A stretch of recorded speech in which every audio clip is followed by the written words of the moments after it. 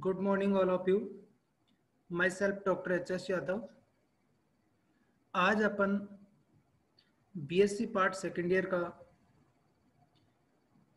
एक special topic discussion करने जा रहे हैं यहाँ पे, जिसका नाम है comparative acidic strength of alcohol and phenol. देखो, एग्जाम में क्वेश्चन पूछा जाता है कि अल्कोहल की तुलना में फिनोल अधिक अम्लीय क्यों होता है. क्या दूसरा क्वेश्चन आता है कि कार्बोक्सिलिक एसिड फिनोल की तुलना में अधिक एसिडिक क्यों होता है. तो देखो, इनके बारे में अपन यहाँ पे डिस्कशन करेंगे. तो सबसे पहले अपन यहाँ पे लेने जा रहे हैं कि एक जो फिनोल दिया हुआ है, क्या दिया हुआ है, फिनोल दिया हुआ है. जब फिनोल से प्रोटॉन रिमूव होता है तो एक फिनोक्साइड आयन क्रिएट होता है, अर्थात जो फिनोल की ऑक्सीजन है उसके ऊपर नेगेटिव चार्ज होता है और प्रोटॉन क्या हो जाता है, रिमूव हो जाता है. ठीक है, तो फिनोक्साइड आयन क्रिएट होता है. अब जो फिनोक्साइड आयन बना है तो उसकी स्टेबिलिटी को क्या करना पड़ेगा, अपने को देखना पड़ेगा. ठीक है, इसके बाद में देखो यहां पे दिया गया है कि 1 मिनट,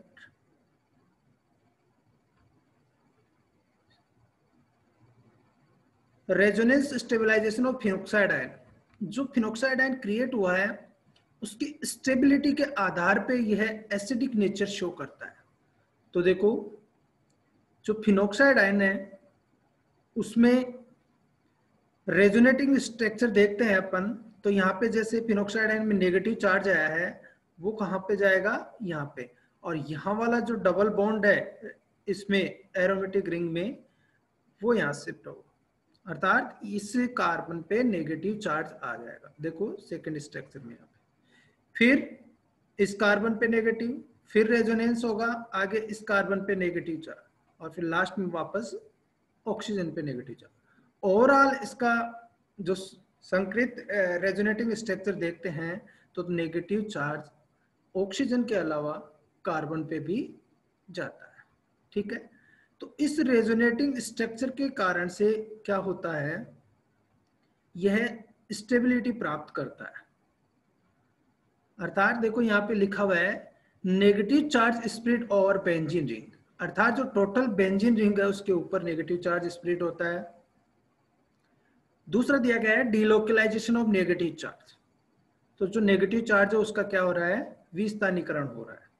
तो both reasons increase stability of phenoxide ion, but it is not impossible in alkoxide ion.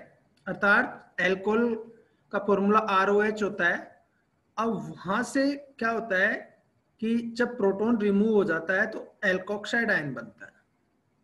तो alkoxide ion, because negative charge is possible only at oxygen atom, अर्थात फिनोक्साइड आयन में जो नेगेटिव चार्ज है वो carbon के अलावा oxygen पे होता है, लेकिन यहाँ पे केवल किसके ऊपर ही लोकेट होता है, ओनली ऑक्सीजन के ऊपर ही.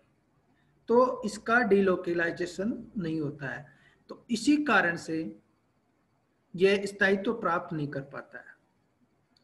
तो अल्कोहल की में आसानी से प्रोटॉन रिमूव नहीं होता है, जबकि फिनोल में इजीली हो जाता है. इसलिए phenol is more acidic as compare to alcohol. इसके बाद में देखो, अपन बात करें तो एनर्जी प्रोफाइल डायग्राम के आधार पे भी इसको अपन समझ सकते हैं. तो देखो, जो कंपैरेटिव एनर्जी देखा जाए तो देखो ग्राफ द्वारा स्पष्ट किया गया है कि यहाँ पे ये अल्कोहल है और ये क्या है, फिनोल है. इससे क्रिएट हो रहा है एल्कोक्साइड आयन, जबकि फिनोल से क्रिएट हो रहा है फिनोक्साइड आयन. तो देखो दोनों में यहाँ पे अगर मैं इसकी बात करूं तो इसका एनर्जी का लेवल तो ये है, जबकि इसका एनर्जी का लेवल ये है. तो देखो यहाँ पे लिखा है स्टेबिलिटी ऑफ फिनोक्साइड आयन। तो यहाँ पे जो एनर्जी है फिनोक्साइड आयन की क्या है, कम है, जबकि एल्कोक्साइड आयन की क्या है, ज्यादा है। ठीक है, तो alkoxide ion more stable, sorry, phenoxide ion is more stable as compare to alkoxide ion. Okay, अब नेक्स्ट लेते हैं अपन comparative energy of phenol and phenoxide ion. अब तक तो अपन ने बात की थी एल्कोक्साइड आयन और फिनोक्साइड आयन के बारे में। अब बात करेंगे अपन फिनोल और फिनोक्साइड आयन। तो देखो फिनोल के अंदर नेगेटिव चार्ज जो कहां पे स्प्रेड होता है, देखो कि जो अल्कोहल में जो लोन पेयर होता है वो लोन पेयर डीलोकेलाइज होता है पूरी बेंजीन रिंग के ऊपर। इन रेजोनेटिंग स्ट्रक्चर से आपको दिखाई दे रहा होगा। तो यहां ऑक्सीजन के ऊपर जब लोन पेयर यहां से डीलोकेलाइज होता है तो पॉजिटिव चार्ज आ जाता है। यहाँ पे देखो, यहाँ पे सभी पे क्या है, पॉजिटिव चार्ज। तो ऑक्सीजन के ऊपर पॉजिटिव चार्ज आने के कारण से आसानी से प्रोटॉन क्या हो जाता है, रिमूव हो जाता है। तो देखो यहाँ पे लिखा है positive charge at oxygen atom show the acidic character. ठीक है, अब देखो आगे अपन बात करें तो एनर्जी प्रोफाइल डायग्राम के आधार पे एल्कोहल और फिनोक्साइड आयन का कंपैरिजन किया जाए तो देखो यहाँ पे phenoxide ion is more stable as compare to alcohol.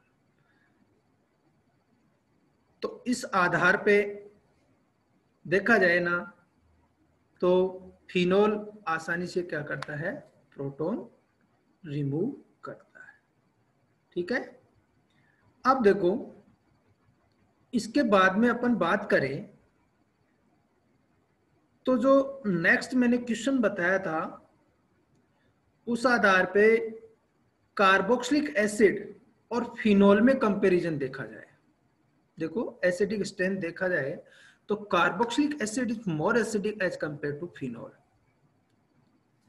यहां पे देखो बिल्कुल स्पष्ट है कि जब कार्बोक्सिलिक एसिड प्रोटॉन त्यागता है तो यहाँ पे ऑक्सीजन पे क्या आ रहा है, नेगेटिव चार्ज है।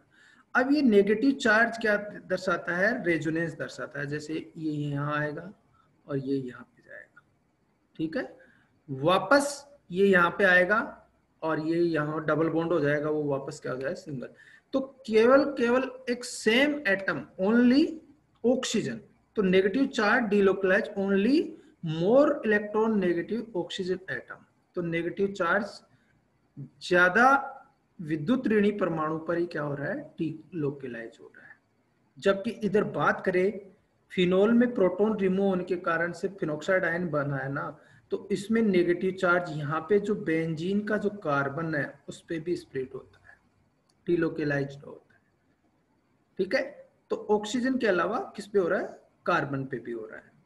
तो इसकी अपन जैसे बात करें तो देखो easily remove proton from oxygen atom, किसमें, कार्बोक्सिलिक एसिड। क्यों, क्योंकि जो मोर ओनली जो नेगेटिव चार्ज है मोर इलेक्ट्रोनेगेटिव एटम पे ही क्या हो रहा है, डीलोकलाइज हो रहा है।